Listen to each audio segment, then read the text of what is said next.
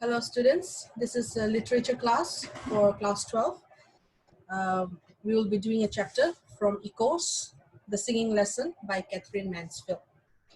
Before we start the story, we will be doing a reading and explanation, and we will be discussing few things as we read, as we explain. So kindly watch the video, do not skip, all right? And I would like you to pay attention to the explanations that will be given, because these are not included in, there are things that are needed to be mentioned, so which I would like to bring to your attention.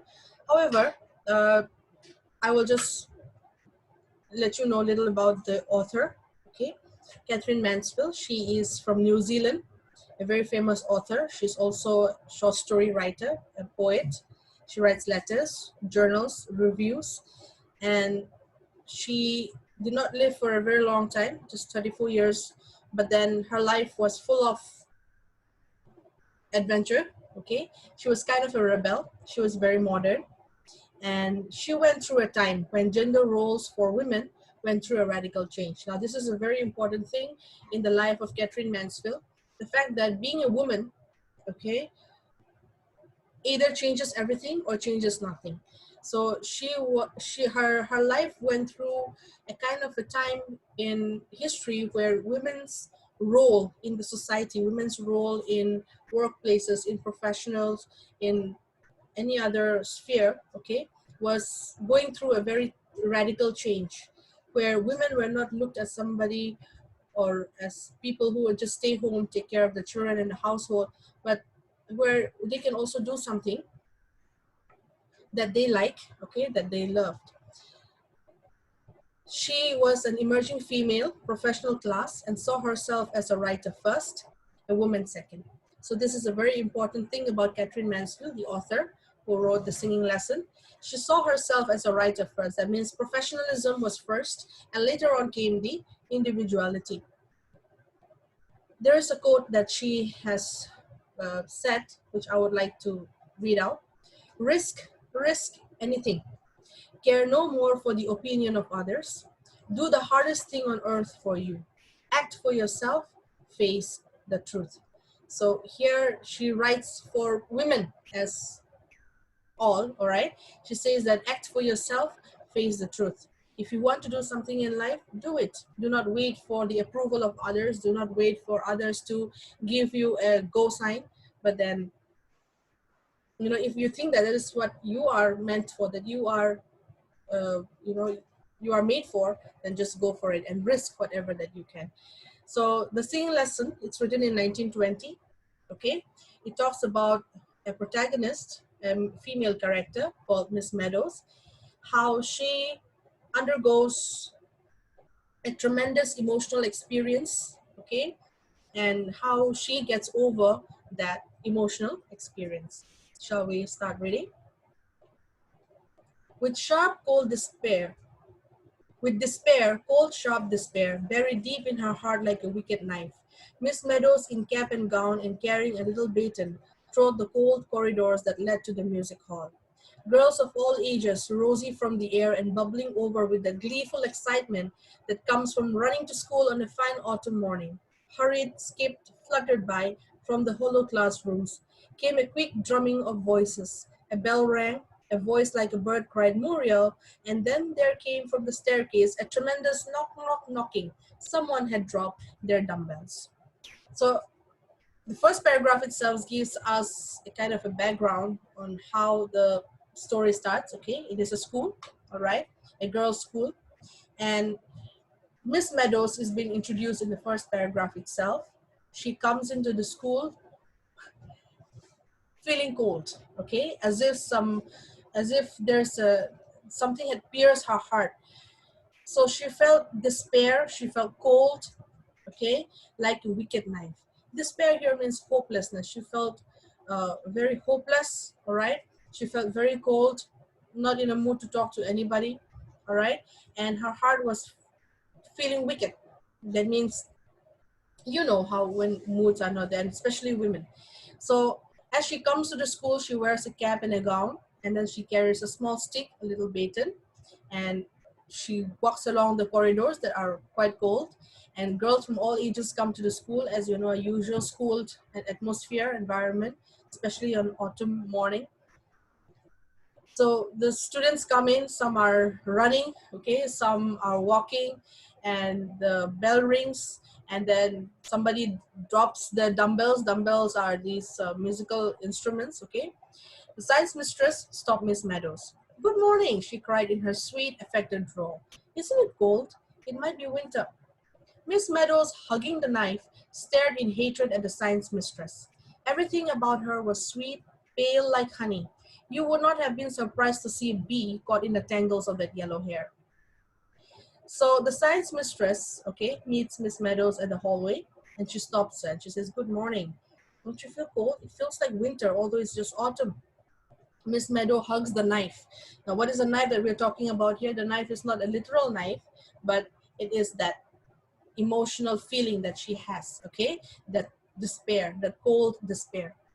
So she stares in hatred at the science mistress. When your mood is off, your mood is off. All right, girls, you might relate to this. So she did not want to talk to anybody, especially the science mistress, who is actually very sweet. She was sweet like pale honey.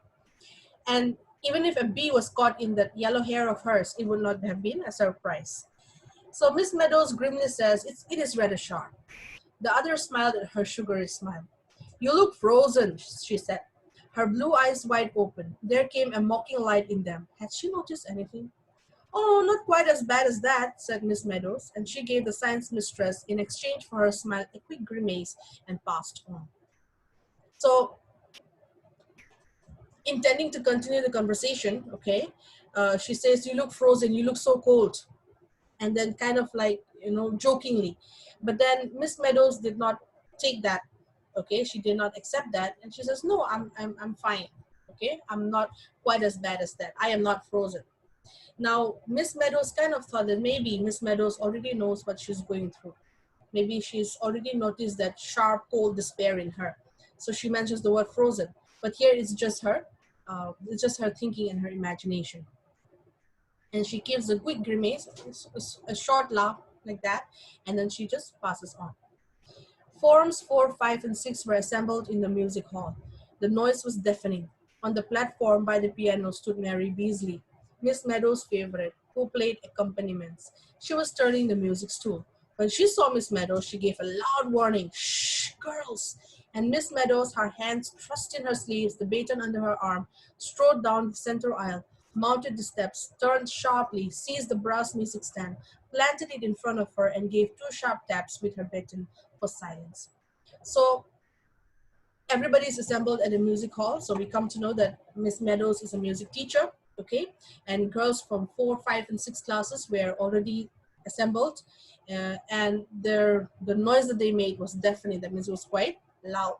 And by the piano stood Mary Beasley, Miss Meadows' favorite student.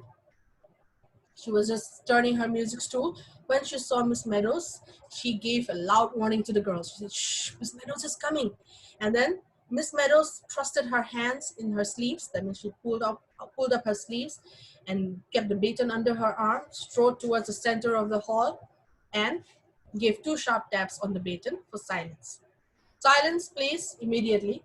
And looking at nobody, her glance swept over that sea of colored flannel blouses, with bobbing pink faces and hands, quivering butterfly hair bows, and music books outspread.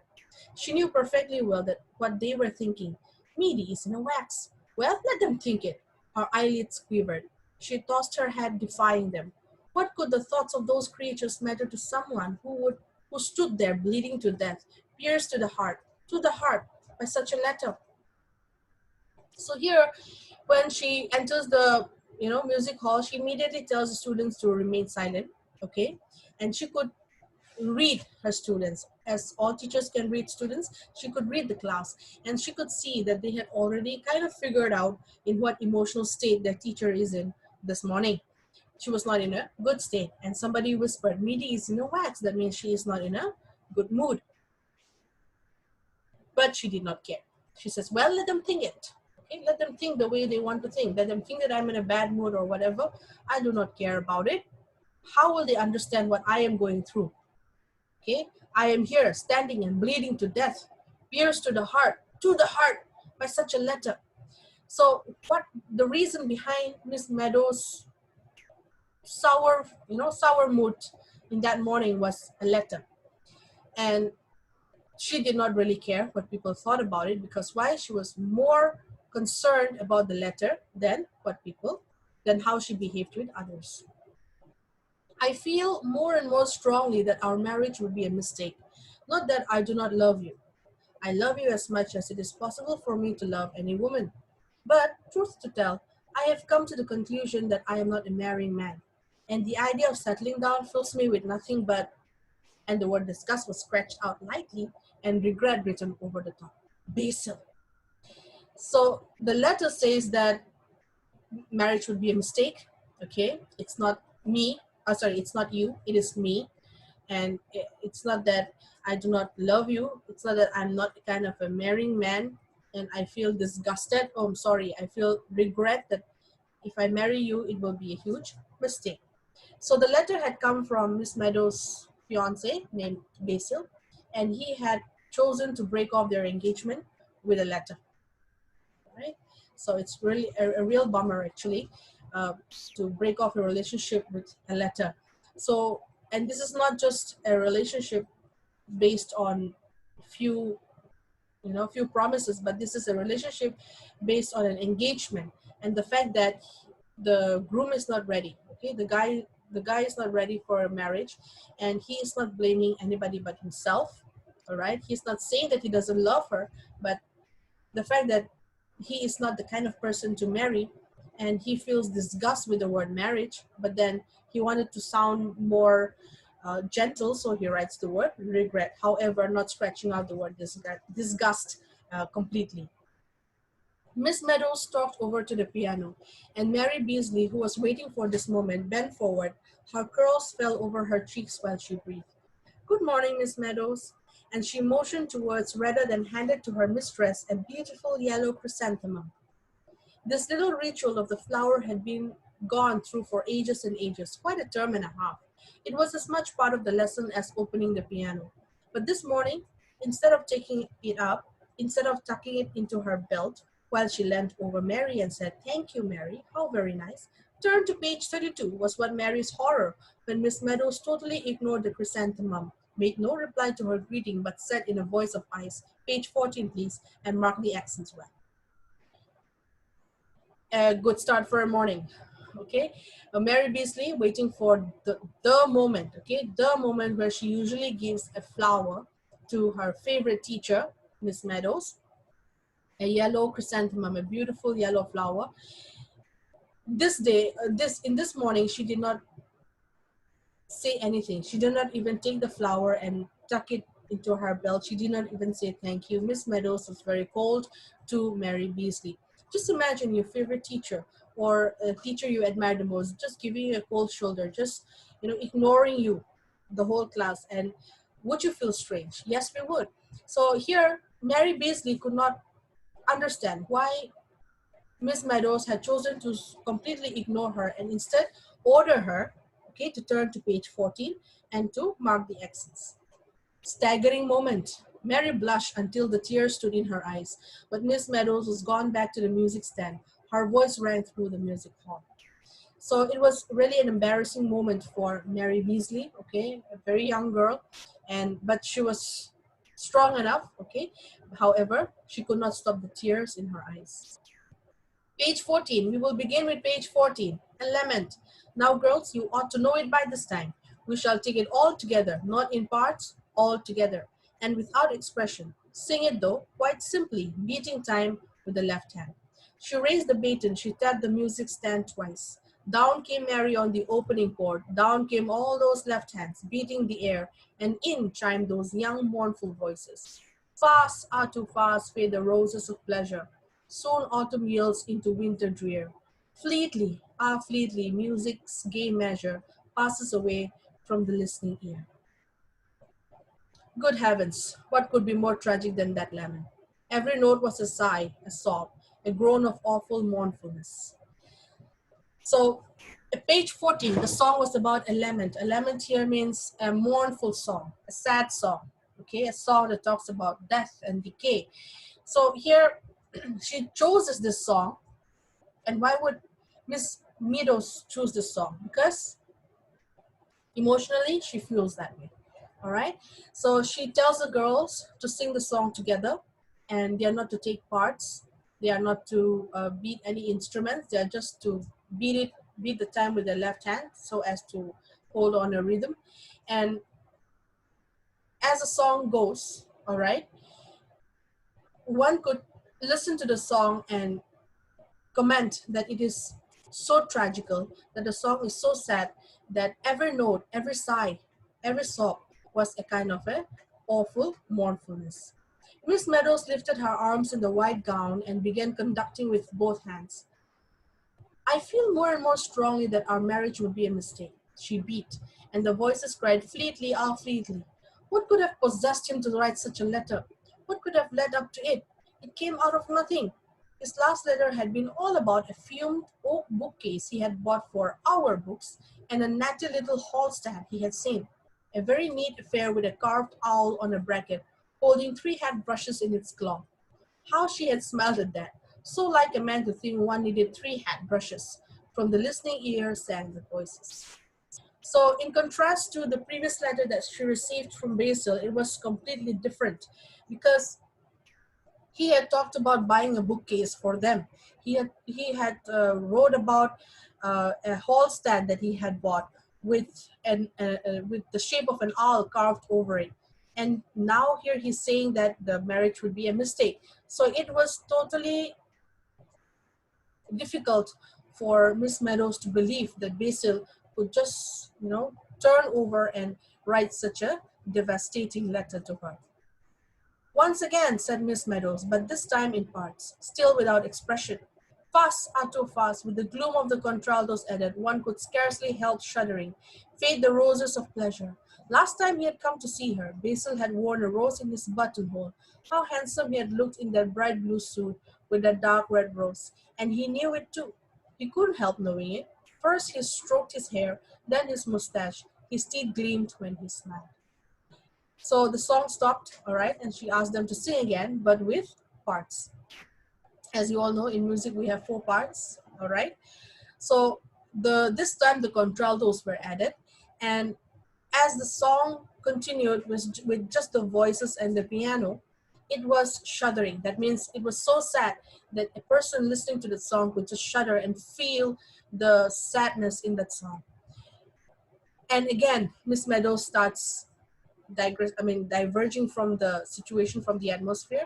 And she remembers the last time that Basil had come to see her. He had worn a blue suit with a dark red rose, okay, at the side of his coat. And he knew that he was handsome. Because why? You could tell because he stroked his hair and his mustache, and he was smiling with his teeth shining. The headmaster's wife keeps on asking me to dinner. It's a perfect nuisance. I never get an evening to myself in that place. But can't you refuse? Oh well, it doesn't do for a man in my position to be unpopular. So this is a very short conversation that they had, okay, when he visited her the last time, when Basil visited her the last time. Apparently he is a teacher too. So he mentions the fact that the headmaster's wife continuously ask him for dinner every evening, and he has to go. And when Miss Meadows said that you can say no, he says that, well, it is not, it's not right for a man in my position to say no because I have been quite popular. Okay, so I think it will not be nice for me to say no.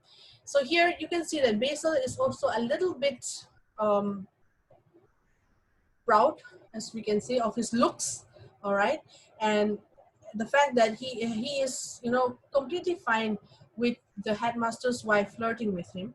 So makes it even more difficult for Miss Meadows to kind of digest the news that he has been being very popular in his institution. Music's gay measure wailed the voices. The willow trees outside the high, narrow windows waved in the wind. They had lost half their leaves. The tiny ones that clung wriggled like fishes caught on a line. I am not a marrying man. The voices were silent, the piano waited. Here, willow trees are being mentioned. I would like to bring to your notice that willow trees are usually referred to uh, death and decay, okay, a funeral or maybe some kind of mourning. So the willow trees outside, they have lost half their leaves because it's autumn, obviously, and the tiny willow trees that are there, they are just, you know, somehow surviving the weather. And then again, her mind goes back to the line that he says, I am not a marrying man, in the letter, and the song stops. Quite good, said Miss Meadows, but still in such a strange, stony tone that the younger girls began to feel positively frightened. But now that we know it, we shall take it with expression, as much expression as you can put into it. Think of the words, girls. Use your imaginations. Fast, are too fast, cried Miss Meadows. That ought to break out a loud, strong fourth, a lament. And then in the second line, winter drear. Make the drear sound as if a cold wind were blowing through it. Drear. She sat so awfully that Mary Beasley on the music stool wriggled her spine. The third line should be one crescendo. Fleetly, fleetly, music's gay measure, breaking on the first word of the last line, passes, and then on the word away, you must begin to die, to fade, until the listening ear is nothing more than a faint whisper. You can slow down as much as you like, almost on the last line. Now, please. So for the third time, she asked her students to sing the song, the same song. Okay, and this time she gives a very detailed instructions on how to sing the song, and she says that this time we will sing with expression. You must express lament. You must express the sadness of the song. Think of the words. Think how the word fort is sad. Think of how fleetly is being sad, is being tragic. Use your imaginations. And then she tells them the third line should be one crescendo. That means you should rise up together and come down together. You should not sing it one after the other. And then she says that you must begin to die, to fade. The last line should be faded. So you can see that she's very much detailed on the expression and the fact that these words mean a lot to her. Now, why, you must ask? But because she is emotionally feeling the same way. She is feeling sad. She's feeling mournful at the fact that her engagement is breaking. Again, the two light taps. She lifted her arms again. Fast, are too fast. And the idea of settling down fills me with nothing but disgust. Disgust was what he had written. That was as good as to say their engagement was definitely broken off. Broken off. Their engagement. People had been surprised now that she had got engaged. The science mistress would not believe it at first, but nobody had been as surprised as she. She was 30, Basil was 25. It had been a miracle, simply a miracle, to hear him say, as they walked home from church that very dark night, you know, somehow or other, I've got fond of you. And he had taken hold of the end of her ostrich feather boa, passes away from the listening ear. So the fact that Basil did not scratch out the word disgust completely made Miss Meadows feel more hurt, because this meant that he was totally against the marriage and the fact that he will never be able to go through with it. So here, the fact that their engagement was broken off with a letter shocked Miss Meadows to the core, because she will not be able to face people again. It was kind of an embarrassment for her. You see, Miss Meadows was 30 years old. Now, in those days, all right, in her, say maybe 10 years back or 5 years back, or maybe now, there's some people who believe that a woman of 30, unmarried woman of 30 is kind of an abnormal thing.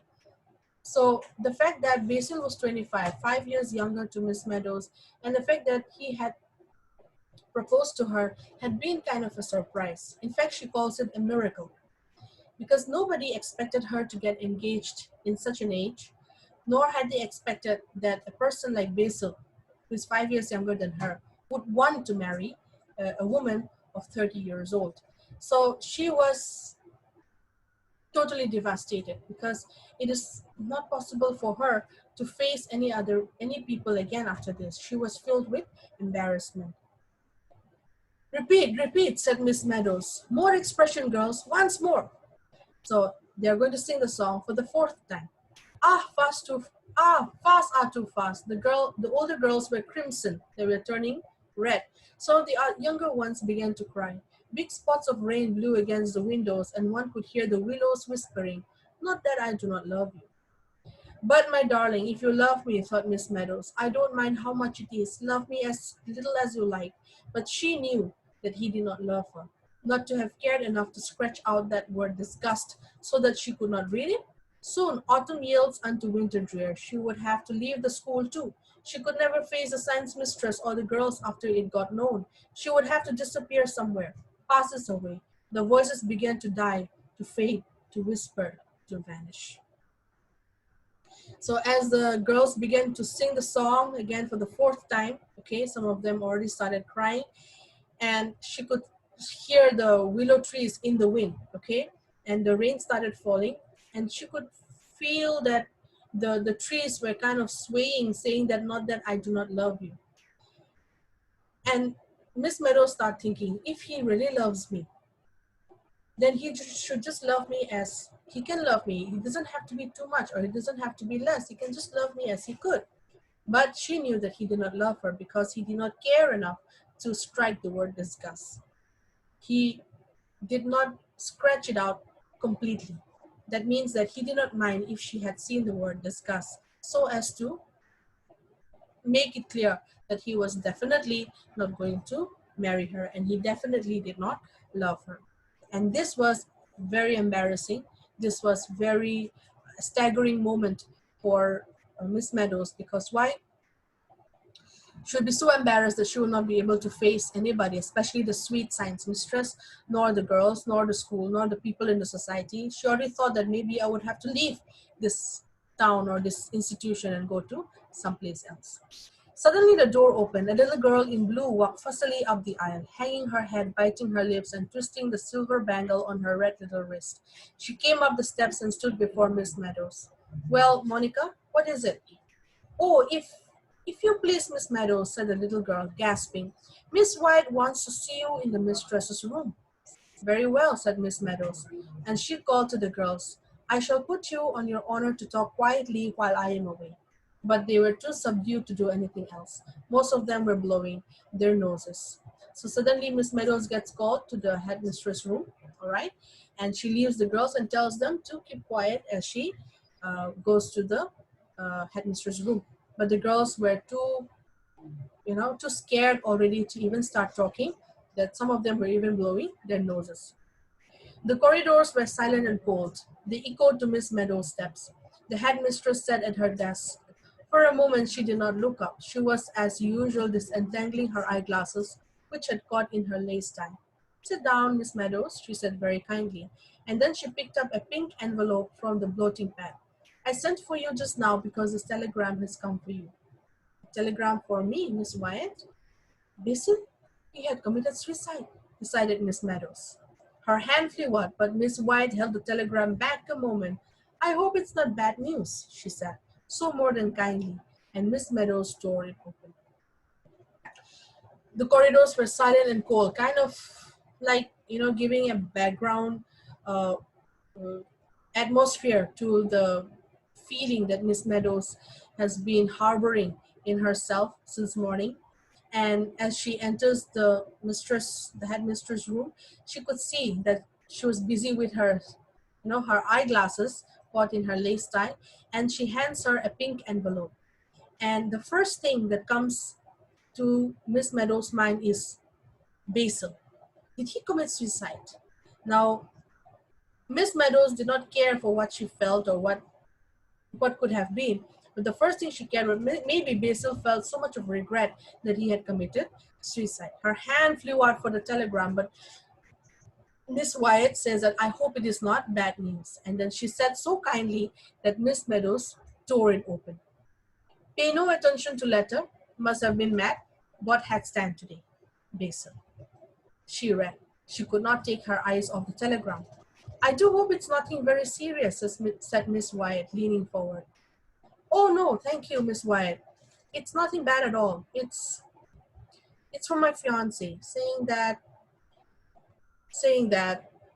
Okay, and she did not know what to say because she was shocked from the telegram. It said that just ignore the letter that I have sent you. I must have gone mad. It's not that I don't want to marry you. I do, and I'm going to marry you. Just ignore the letter. And today I bought a headstand. So probably for Miss Meadows, this was a moment where she could not understand how to feel. Either she should feel happy or she should feel angry or sad or cry from happiness. Okay, so she just sat there staring at the telegram. And Miss White began to feel concerned for her, and she says, I hope it's nothing very serious.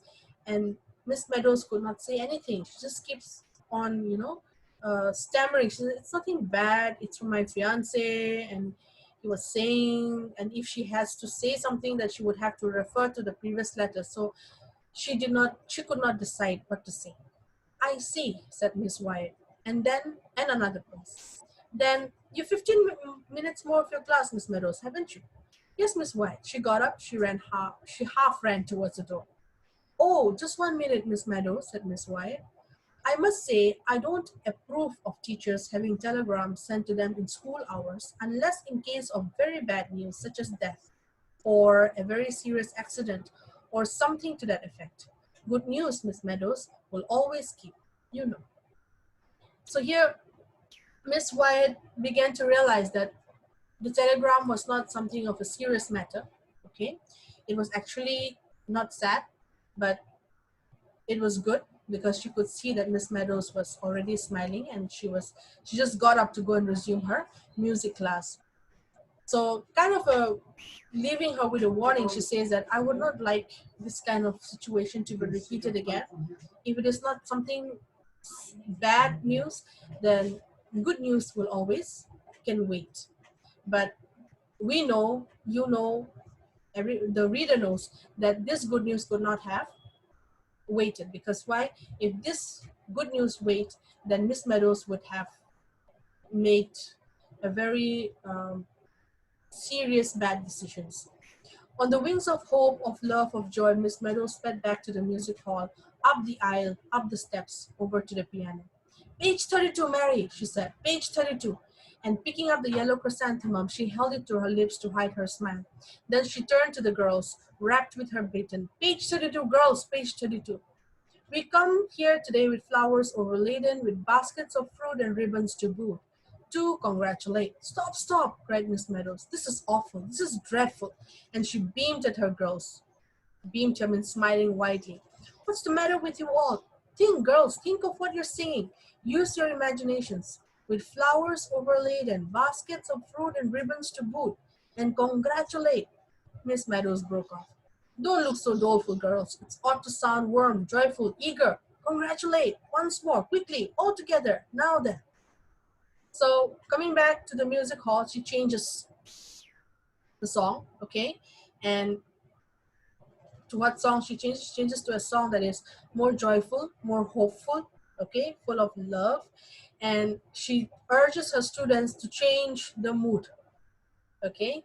Obviously, because her mood has changed. So she tells the students to change the mood, and she tells them, think of the words that you're singing. It is to congratulate. It is a joyful song. Don't look doleful. Don't look sad. Okay, once more, quickly, all together. And this time Miss Meadows' voice sounded over all the other voices, full, deep, glowing with expression. All right, so this is a brief explanation of the story. All right, and we can conclude that a person's emotion really controls the person's mindset, the person's attitude towards others, and the fact that allowing one's emotion to speak out or to assess your behavior towards others or behavior in the society or in the present environment, okay, would either bring one of the two things.